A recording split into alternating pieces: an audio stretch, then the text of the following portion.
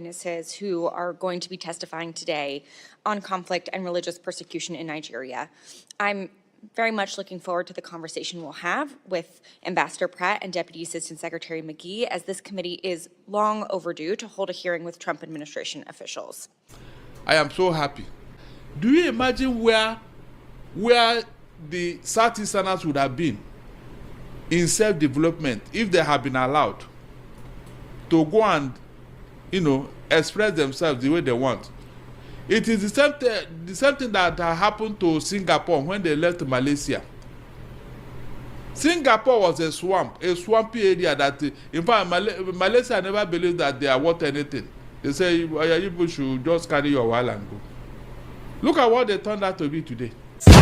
Tinubu dey under pressure now because the conclusion of division of Nigeria don't dey set now. They don't finalize them. This video expose everything we be say you need to know. I can categorically tell you say they no go get election 2027. If you go watch to the end, you go understand everything we at the talk right now. Pay attention, listen to what they don't talk. They don't outline so many. In fact, I no go just talk much. Man, not just use my mouth talk everything. Make you use your ear, watch them. Listen from the starting to the ending. Watch to the ending for better understanding and listen to what they go on. Biafran, the time don't come for Biafra freedom. You waiting they talk for this video will be say that knock down Tinubu down. Tinubu no get any right again for what level because of waiting they talk. And say Tinubu gets criminal case fight, and say US again don't even give Nnamdi Kanu honorarium. So this thing now, if you look at what they go on, you go say na define everything they play in accordance to Biafra favor. So pay attention what to the end, and make sure say you share this video right now so that all the whole Biafra go to start to see what they go on, what won't happen. Share this video right now. It's very, very important. What to the end. Are going to be testifying today on conflict and religious persecution in Nigeria. I'm very much looking forward to the conversation we'll have with Ambassador Pratt and Deputy Assistant Secretary McGee, as this committee is long overdue to hold a hearing with Trump administration officials. The African continent continues to be both increasingly important and increasingly overlooked. The continent is the youngest in the world, and in Nigeria alone, 70% of the population is under 35, and 40% is under 15. So it represents the generations who will continue to lead and solve the world's problems. Nigeria has a unique position as a bellwether, as Africa's largest economy, most populous nation, and a significant actor in the region and on the world stage. And meanwhile, Nigeria is facing its own challenges, like rising insecurity, shrinking freedom of expression, and a struggling economy. So let's talk about the very real conflict and violence happening in Nigeria. Nigeria is facing multiple different security challenges in various parts of the country, including violent extremist groups in the northeast, criminal banditry in the northwest, and across the country, farmer-herder conflict in the Middle Belt, and other intercommunal violence in central and northern regions. Several factors are driving these conflicts. Yes, ethnicity and religion play a role in some cases, but other dynamics like poor governance, resource competition, climate change, and population pressures are important drivers that need to be addressed. I appreciate the chairman's passion on this and his long work on Nigeria. I think it's a distortion to say that what we're trying to say is that there's nothing to see here. In fact, there is something to see here. There is very real conflict and violence that we need to address. I've been working on addressing conflict in Nigeria since 2013, 2014, when I was part of the counter Boko Haram strategy at the State Department. The violence impacting both Christian and Muslim communities is real, and the Nigerian government can and should do more to address it. I was horrified to learn of the killing of 2 people and the kidnapping of the pastor and a worshiper at a church in Kwara State. And this came only a few days after, as the chairman mentioned, criminal bandits kidnapped 25 girls in Kebbi State. But it is counterproductive to adopt oversimplistic narratives about the multiple complex overlapping security challenges and violence across the country. The victims in the Kebbi State kidnapping were all Muslim girls. So violence affects everyone, and false narratives perpetuate harmful stereotypes and motivate tensions and violence based on religious identity. Distorting what's happening into a solely religious narrative erases the real drivers of violence and makes it harder to implement effective solutions. And it can fuel violence against the very groups the Trump administration claims it wants to protect. That's why I'm alarmed by President Trump's rhetoric about this violence and threats to go into Nigeria, guns a-blazing, and to wipe out terrorists. We are already receiving reports of increased tensions between Christian and Muslim populations following this rhetoric. President Trump's threat is reckless, and any unilateral military action in Nigeria would be illegal. Congress has not authorized force in Nigeria to protect Christians, and any action without Nigeria's consent violates international law. We also know that a military-first response won't actually address the violence and will do very little to protect Christian communities. As I said, I worked on Nigeria policy since I was at the State Department in 2014, so I know firsthand these security challenges are multifaceted and they require a holistic approach. A military-led approach risks more civilian casualties and impunity, which will only fuel violent extremism more. So we need to use more tools from our foreign policy toolbox if we're serious about helping Nigeria protect its citizens. That means we need to leverage diplomacy and engage with Nigeria on how we can help support their response while pushing for important reforms within Nigeria's institutions. We also need to utilize foreign assistance to fund programs to help prevent violence and address conflict drivers. But the Trump administration so far has hobbled these tools. On the diplomatic front, while I'm glad to see Ambassador Pratt will be here representing the African Affairs Bureau, we still have yet to see even a nomination for an Assistant Secretary for Africa. And we don't have a Senior Director for Africa at the NSC either. There are several emergent conflicts in Africa, including in Nigeria, but also in Sudan, DRC, and across the Sahel and in Ethiopia that demand high-level, consistent, and substantive engagement. Occasional attention from the president, while most of the time welcome, won't be enough to see lasting results on all of these different crises. And on the development front, President Trump's dismantling of USAID and cuts of hundreds of millions of dollars worth foreign assistance in Nigeria is worsening the violence. For years, the United States has supported Nigerian institutions, civil society, faith-based leaders, and researchers to address the conflict, violence, and religious freedom challenges. These programs proactively prevented and directly addressed the violence this administration is now concerned about. For example, a recent article in DevX highlighted a program that Secretary Rubio terminated, which has left a void in communities that suffer violence. Mr. Chairman, I ask unanimous consent to submit for the record a DevX article titled "The Cuts That Bleed: What Happens When Peace Programs Go Dark." Thank you. This article focuses on a former program implemented by Search for Common Ground, a peace-building organization that provided critical early warning in communities in Yelwata, a region in Nigeria's Middle Belt, where conflict and violence have erupted between Muslim herders and Christian farmers. This early warning program was responsible for fewer violent incidences before Secretary Rubio terminated it. In June, this same community was left in a lurch without this extra early warning support when an attack happened in Makurdi. Nearly 200 people were killed, hundreds burned alive in their homes and market stalls torched, and almost 4,000 people fled. And this is just one example where the United States has abandoned communities with no explanation. I have another article, this time from the LA Times by former USAID Foreign Service Officer Daniel Morris, that details another program that was helping prevent violence, but was discontinued. Mr. Chairman, I ask unanimous consent to submit for the record an LA Times article titled "Trump Cuts Nigeria's Aid Back in March, Now He Wonders Why It's So Violent." Thank you. This article discusses a program called the Community Initiatives to Promote Peace that operated in northern Nigeria. It trained community elders, including religious and tribal leaders, in conflict resolution, and the results were impressive. After giving one group training and making another one a control group for 6 months, each group was asked if their communities experienced violence. Here's what the article says. Only 10% of people in communities that received negotiation training and dialogue meetings said yes, compared to 41% of people in communities that hadn't. The Nigerians in the treatment group reported feeling more secure, more likely to walk around their communities, and less likely to avoid certain areas than those in the control group. We don't always see these kinds of results. So the fact that we were and the administration eliminated this program is incredibly short-sighted and counterproductive given their apparent interest in this issue. So if we want the United States to help prevent and address conflict in Nigeria, We can't pull back and eliminate our tools like President Trump has done. I urge the administration to reverse these decisions, nominate people at senior levels to work on Africa issues, and commit to working on this seriously, not just through a few true social posts. So I look forward to hearing the testimony of Ambassador Pratt and Deputy Assistant Secretary McKee on what the State Department is planning to do to address the violence in Nigeria and how it plans to partner with Nigeria on doing so.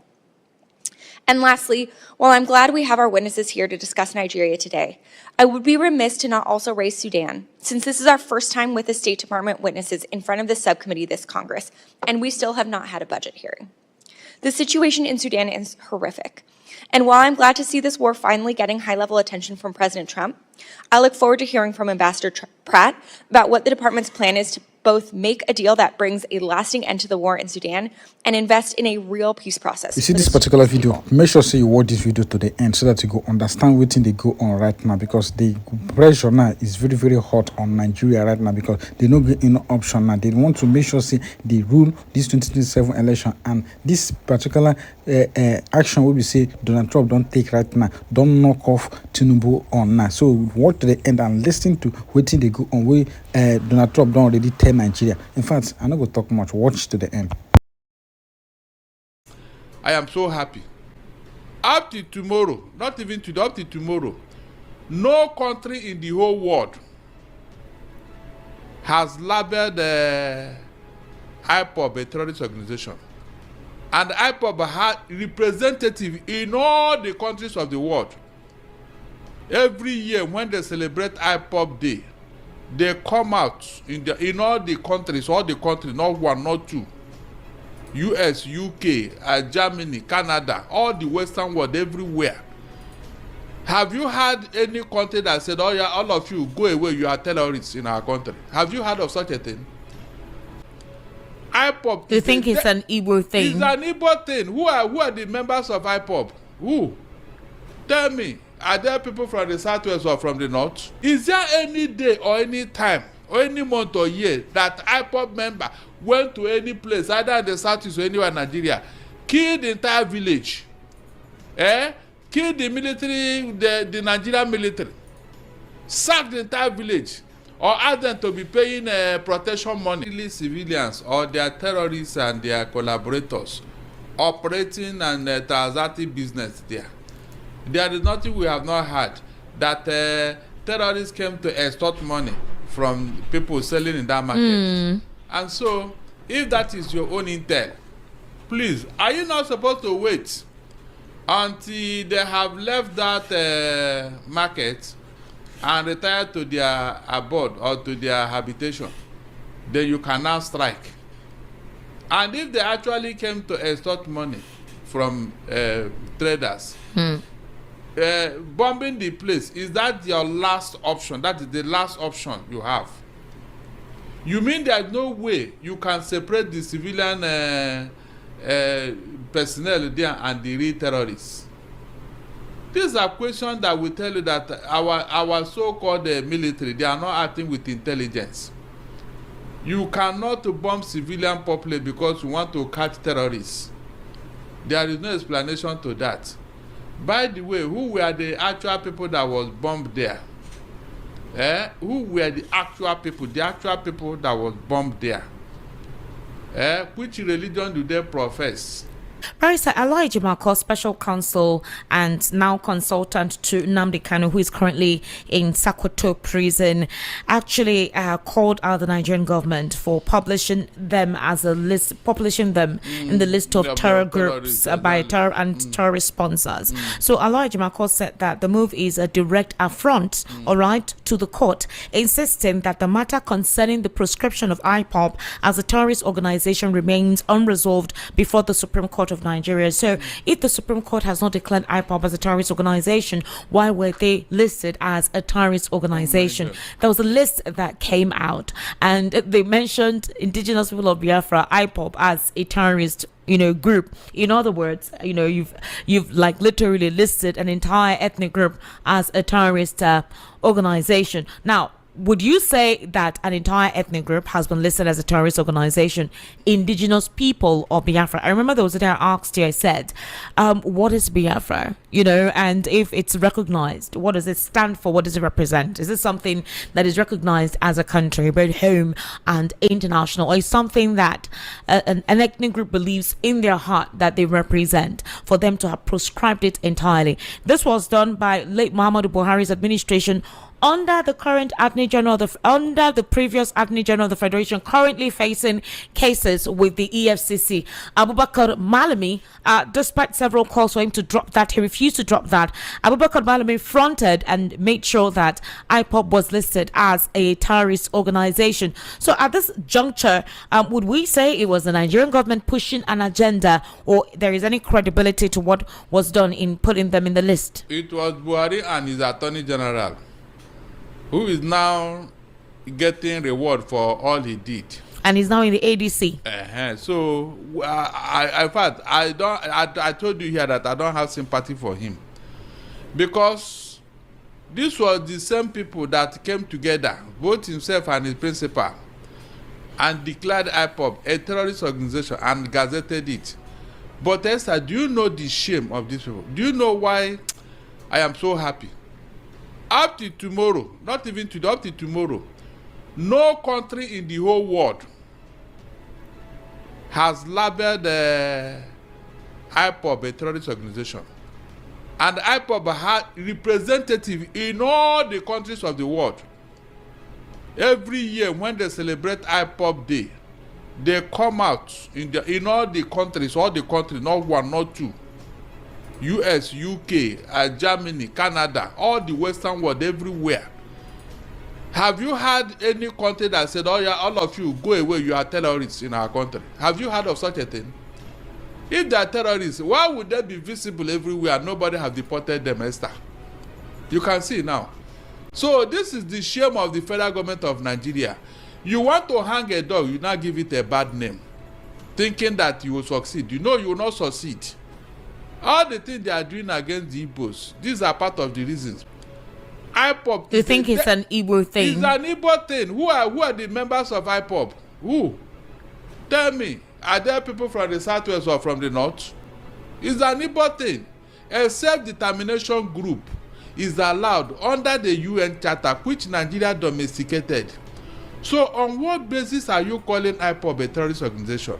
This thing that these people are doing in the north, is IPOB doing it, Esther? No, tell me. How can you compare IPOB with these terrorists in the north? How? I have been asking that question and nobody has given me an answer. Is there any day or any time or any month or year that IPOB member went to any place, either in the southeast or anywhere in Nigeria, killed the entire village, killed the military, the Nigerian military, sacked the entire village, or asked them to be paying protection money, or tax, or kidnap them for ransom? I mean, when people are doing something, let them think so that they don't embarrass Nigeria and themselves.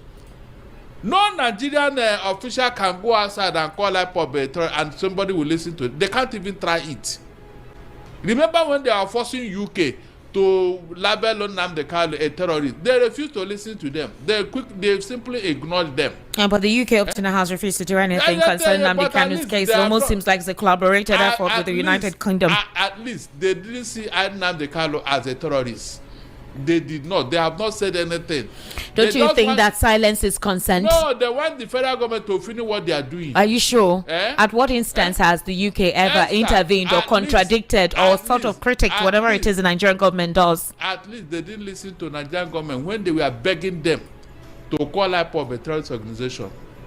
The UK government did not listen. They didn't answer. In fact, they didn't follow them.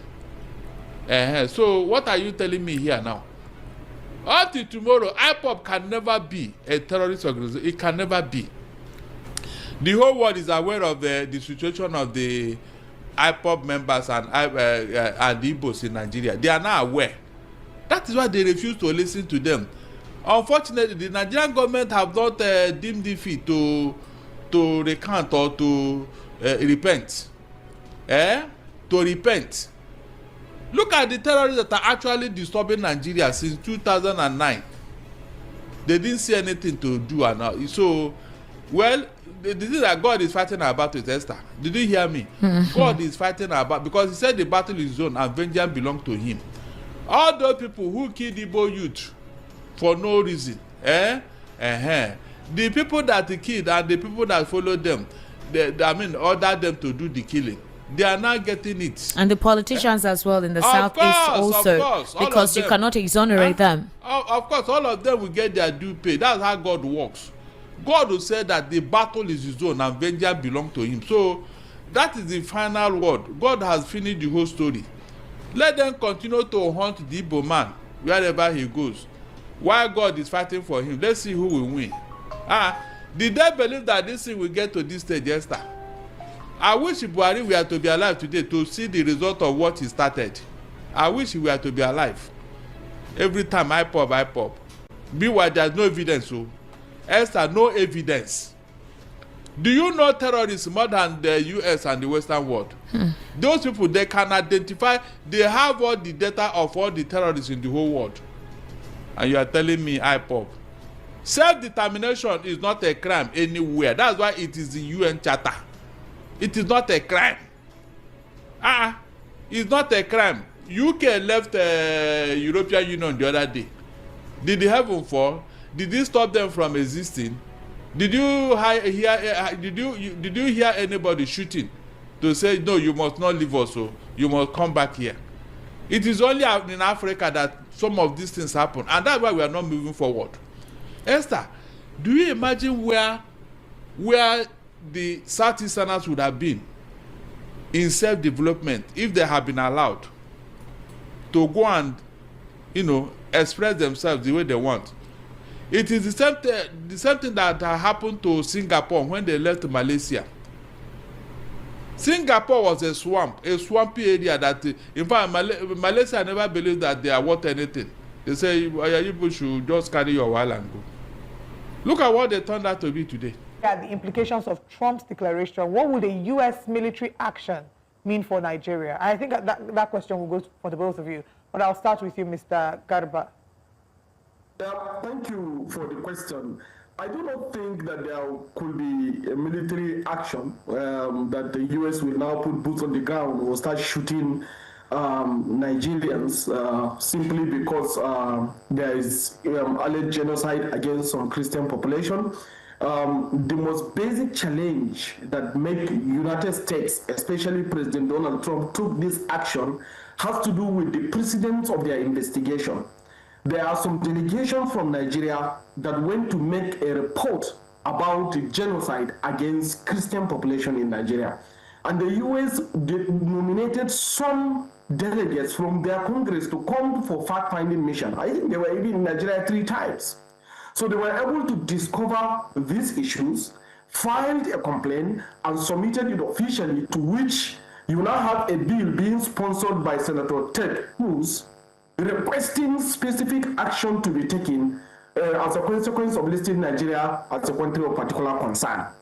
So this is likely what is happening. So when you look at the build-up, when a country is listed as a country of particular concern, several actions are within the U.S. basket to take, most of which has to do with sanctions, some punishment, or targeted visa restriction against some of these individuals that are responsible for perpetuating this crime.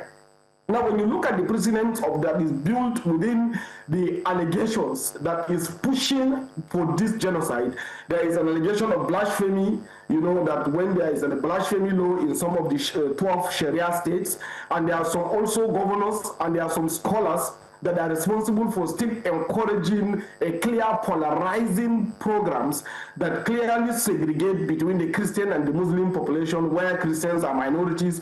So these are the issues. And the action that the U.S. is taking does not mean that they are coming to Nigeria to protect the Christians and start bombing the Muslims. No. The reason why it was tagged as Christian genocide is because it's the Christian population, the Christian delegation that went and reported the crime. So should Muslims also go and report this crime, we should expect the United States to say perhaps maybe Muslim and the Christian genocide, because the whole target is against this militant terrorist organization that have been killing Nigerians for the past 16 years. And it seems that there is an inability on the Nigerian side to be able to nip this in the bud. And again, when you look at the political implication of the killings, there are some political actors that to some degree find business opportunity around these killings. So certain political will to nip this in the bud is also not being implemented. So many budgetary allocations was being made to the military and to the security services to address this thing, but some of these monies find their way in private pockets. In fact, there are so many reports that some soldiers even came online to report that they don't have enough ammunition to confront these bandits and terrorists. Biafra must exist. It's our right to make sure it happens. Trust me, I know say you never listen to this message when Master and the Carlo talk before when they happen presently this 2026. Watch this video to the end. You go hear waiting in talk. The thing even shocked me. Share this video to everyone so that they go hear waiting in talk. And we are not going to stop. I want the world to understand me very clearly. We are not going to stop. It doesn't matter what it takes. It doesn't matter how many lives they extinguish. It doesn't matter the genocidal tendencies they bring with them into our land. We are not going to stop. Everybody listening, everybody watching, everybody remotely interested in justice and peace must understand this. Our destination is freedom, and that very place we're heading to is Biafra. And nobody, no soul on this earth can stop us. Instead of Biafra not to come, we all perish. I want our adversaries, our enemies to understand this very, very clearly. We are not going to retreat, not one iota, not 1 inch, because Biafra must come. Because the hatred have continued to this very day. As I'm speaking and addressing all of you right now, they are still arresting, extrajudicially murdering people in our land, people who are alien to our culture, our way of life, our tradition. They are in our land directing their people to slaughter, to kill without mercy. Unfortunately, those we regard as political leaders have connived with these people to ensure the decimation of their own population. That is the type of nonsense we can no longer condone. As you all know, there is no significant Fulani presence in our land because our fathers taught us how to fight. And we are doing so today without apologies to any idiot. We're not going to apologize because we have been apologizing for nearly 50 years. And we have not gotten anywhere in terms of our collective advancement and development in the damnable zoological republic called Nigeria. That is why we must continue what we're doing. And that is why anybody who is remotely interested in the affairs of our people must understand this, that we are determined, doubly determined. 50 years, or should I say 54 years is a very long time, and 51 years since the end of the war. But now that we have come, or should I say now that God Almighty in heaven has determined that we should come, we are not going to relent. We are not going to do anything whatsoever to jeopardize the sanctity and the holiness of this very mission. We love our people. We love every ethnic nationality that makes up Nigeria as it is presently constituted. We have no hatred towards anybody. We love peace. We love life. We love the progress of other people, but we are in a country where people hate us for no reason, where people despise us for no reason, and we can no longer go on apologizing. And Nigeria as a state, the entire Africa as a continent must acknowledge. The same way they acknowledge the genocide in Rwanda, they must rise up to acknowledge the genocide in Biafra land, or else there will be no peace nor development in the whole of Africa. And I'm not saying it apologetically. I am stating a fact that ought to be forcefully demanded for. And Biafra itself must be restored for those who have come before us, for their sacrifice, for their courage, for their gallantry and their bravery. It is a very good thing today that one of the co-hosts here is our brother Dele, a man that I cherish and I appreciate very much. And also the very excellent work that Mazi is doing. But let us make this thing very, very clear. We are wronged by the Nigerian state. by every ethnic group in Nigeria. I know that my good friend and brother, Obadiah Mailafia, rang me and apologized a while ago for the role that they played in the massacre of Biafran people, the role that they played in aiding and abating a very unlawful invasion of Biafra land, because all Ojukwu asked for was restructuring. The same thing we are arguing for today. Ojukwu went to Aburi to argue for restructuring. Ojukwu did not go to Aburi to declare any state of Biafra. He never went to Aburi to declare any war. Ojukwu went to Aburi so that all of us in Nigeria, including those from the Middle Belt, from the West, everywhere can have freedom. There's something we're asking for today. They twisted the narratives. They changed our history. They turned it upside down. They made us the villain. They tried to demonize our general, a man of peace that went to Aburi in Accra to go and in Ghana to go and negotiate for peace. A peace that Britain prevailed upon go on, not to implement. But over the years, we've been taught that we are the aggressors. Such nonsense can no longer hold, it can no longer obtain, and that is why, as I said earlier, unapologetically, we are pursuing the freedom of Biafra, and nobody can stop us. Anybody on our path is going to fall, is going to die. Instead of Biafra not to come, every living organism in Nigeria will die, I swear to God Almighty in heaven, because we are not going back. It is a good thing today that some notable Nigerians are on this very platform discussing what transpired 54 years ago. Most have tweeted to say, may it not happen again. The only way to ensure that this will not happen again is the existence of a free, sovereign Biafran nation. That is the only panacea, nothing more, nothing less. Before we came here, Ladipo Market was on fire. These vandals and vagabonds are in our land, killing people relentlessly. As I'm talking to you right now, they headed some people from Enugu to God knows where, maybe to go and kill them. And you have governors, you have political leaders, you have those who aspire to high office. They're all there. Nobody's talking, nobody's speaking, because they have a lot to benefit and to gain by us being Fulani slaves. Something that can no longer continue.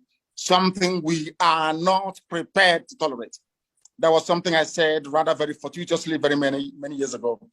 I said during one of my broadcasts on Radio Biafra that for Nigerians to understand that God is upset with them, that every tribe in Nigeria, every ethnic group in Nigeria will experience what we passed through during the Biafran War, that they too will also become refugees. And today, there are IDP camps everywhere.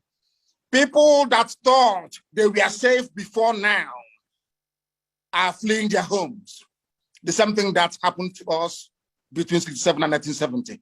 And that is why our appreciation and our thanks for those men and women that fought to keep us safe can never, ever, ever be overestimated. We will continue to appreciate them. We shall continue to honor them. And I thank all of, those who are non-Biafrans. I understand that some people who are Biafrans came on this very platform and trying to play the script of their masters. That same divide and rule by saying there is something called Southeast and South-South. All bunkum. I have said it many times on many forums, on many platforms, that everybody in the East, we are all one people. I don't understand why people are hung up about this divide and rule of Gowon. It was Gowon that created Cross River State. Gowon created River State.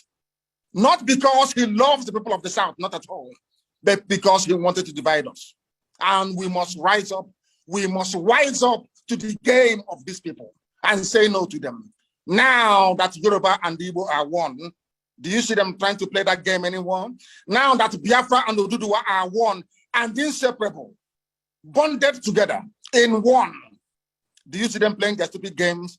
I don't know why some people will come and say they're from Nigeria, they're from South-South, in order to perpetuate that very division, which the Fulanis have cleverly exploited over very many decades and many years. I don't know when we are going to learn. And the sooner we learn, the better for us. I thank all of you once again. And this very effort to recognize the genocide against Biafrans continues until United Nations and the whole world rise up to this very challenge and acknowledge that a great deal of injustice was done to Biafrans. Tomorrow is our sit at home, complete and utter lockdown everywhere. And as I said earlier, I do commend the governors for coming out and saying that civil servants should not come or should not turn up to work tomorrow. It's a very good thing. We must all be bound together in order to ensure that Nigeria, first of all, takes the blame for what they did. And secondly, that the whole world will rise up to the obligation to the oppressed people and do the very right thing. Now, I don't hear everything. This Biafra wey they talk about one day it will become a thing of the past and it will become history wey be say everybody now go start to talk about. So it's something that I believe that one day it must be actualized. It must come to pass. Nothing can stop the coming of Biafra. That's what I believe. Nothing can stop it. So only what thing go just do now to take time. The children of Israel it took them so many years. Look at what Barrister talk.